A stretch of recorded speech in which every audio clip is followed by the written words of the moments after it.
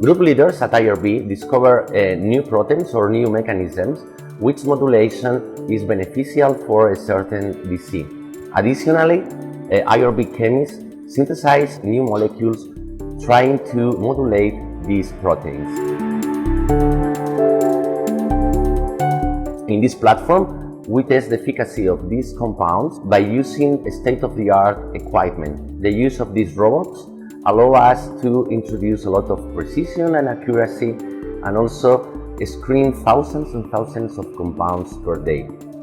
This process is called drug screening or high-throughput screening. After that, we also have more complex assays to get more insights into the efficacy, and additionally, group leaders also have available much more complex models such as in vivo efficacy assays.